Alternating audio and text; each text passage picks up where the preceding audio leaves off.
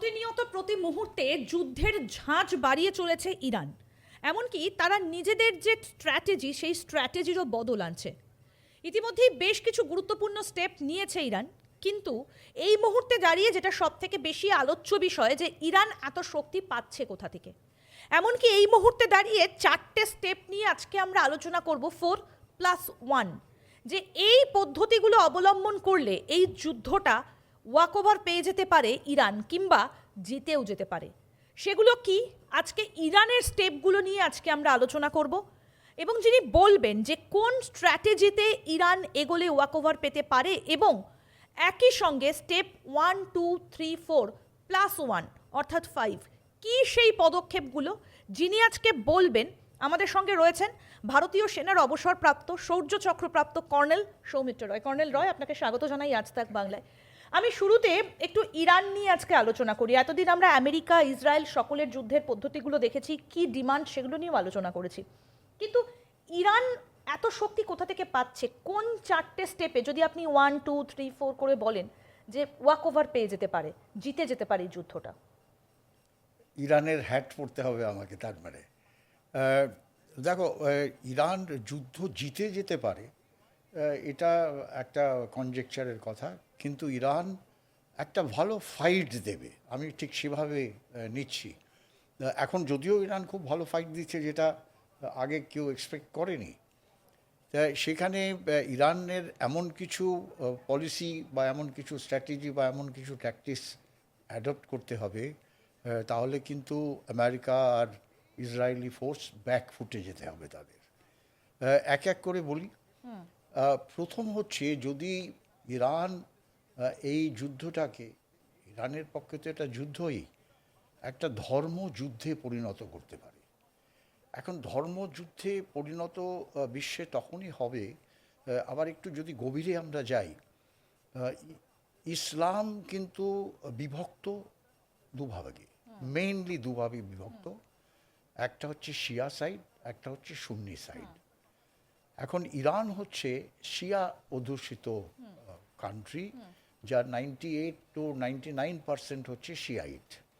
আচ্ছা, এবারে বিশ্বের মধ্যে যদি আমরা গ্লোবালি ইসলামকে অ্যানালাইজ করি, তাহলে আমরা দেখব যে 10 to 15% ইসলাম হচ্ছে শিয়াইট, বাকি সুন্নি অ্যান্ড আদার ওদের যে সেকশনের মধ্যে পড়ে তার মধ্যে আছে। এই যে 10 থেকে 15% বিশ্বের শিয়া, যেই দেশগুলো এর মধ্যে, কয়েকটা দেশের নাম আমি নিচ্ছি। একটা হচ্ছে বাহরিন, বাহরিনে কিন্তু 40% হচ্ছে শিয়াজ। আজারবাইজান, যেটা আপনি বলছেন যে এটাকে যদি ধর্মযুদ্ধের দিকে নিয়ে যাওয়া যায় তাহলে ইরান একটা ওয়াকওভার পেয়ে যেতে পারে, এটা হচ্ছে পয়েন্ট নাম্বার 1। ওয়াকওভার পাবে না। প্রথম কথা হচ্ছে, ধর্মযুদ্ধে নিয়ে যেতে হলে সমস্ত ইসলামিক সংগঠনগুলো শিয়া সুন্নিদের এক হতে হবে। সেটা কি তারা এক হতে পারছে? সেটা দেখতে হবে, কিন্তু আমরা এই ধর্মযুদ্ধের অ্যাঙ্গেলটাতে আবার আরেকটু আসবো, ডিটেইলে আমরা আলোচনা করব। আমরা প্রথমে 1, 2, 3, 4 করে পয়েন্টসগুলো আগে আলোচনা করি। ধর্মযুদ্ধ হচ্ছে পয়েন্ট নাম্বার 1। ঠিক আছে। সেকেন্ড পয়েন্ট হচ্ছে, যত আমেরিকান বেস, এয়ারফোর্স বেস বা নেভাল বেস, যেগুলো এই ইরানের সঙ্গে লাগানো, বা রাইট ফ্রম সাউথ অফ, যেটা আমাদের ইরানিয়ান এরিয়া থেকে সাউথে যে কমপ্লিট, এটা একটা কি গন্ডারের যে হর্ন না, ঠিক সেরকম। সেই গন্ডারের হর্নের যে সব ওপরটা, সেটা হচ্ছে হরমুজ স্ট্রেট, বাকিটা ঠিক গন্ডারের হর্ন, যেখান দিয়ে জাহাজগুলো বেরিয়ে আসে। ওই প্রত্যেকটা দেশকে মধ্যে আমেরিকার, তাদের তো নিজেদের খুব একটা সৈন্য সামন্ত নেই, তারা আমেরিকাকে বেস দিয়ে রেখেছে। সেখানে নেভাল বেস, সেখানে এয়ারফোর্স বেস, সেখানে তাদের রেঞ্জার্স, এরকম বেস আছে। সেই বেসগুলোকে নিউট্রালাইজ করতে হবে ইরানকে, either through rocket or through drones or through some other means. ওই পুরো যত বেসগুলো আছে সেগুলোকে অকেজো করে দিতে হবে। আচ্ছা, সেই রাস্তাটা অলরেডি ইরান নিয়ে নিয়েছে। নাম্বার 2।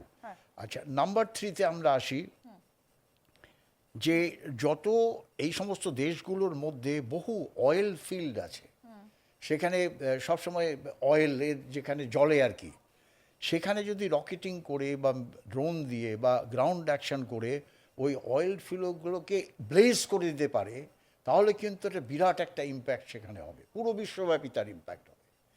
আরেকটা পয়েন্ট হচ্ছে পয়েন্ট নাম্বার 3 তে যাব। আচ্ছা, পয়েন্ট নাম্বার 4 হচ্ছে এই সমস্ত এবার পয়েন্ট নাম্বার 3 তে যাব। পয়েন্ট নাম্বার 3 হচ্ছে যে এই সমস্ত দেশগুলোর মধ্যে বেশিরভাগ হচ্ছে salt water as a drinking, সমুদ্রের জল, সেই জলকে তারা ডিসিল্ট করে সেটাকে সুইট ওয়াটার বানায় ড্রিঙ্কিংয়ের জন্য। সে বিরাট বিরাট প্লান্ট আছে এই সমস্ত দেশের মধ্যে। সেই ওয়াটার প্লান্টগুলোকে যদি কোনো রকমভাবে ডিকন্টিমিনেন্ট, আমি বলবো না ওটা এগেনস্ট দি হিউম্যান রাইট হবে, কমপ্লিটলি ব্লক করে দিতে পারে, তাহলেও কিন্তু এর একটা ইম্প্যাক্ট হবে।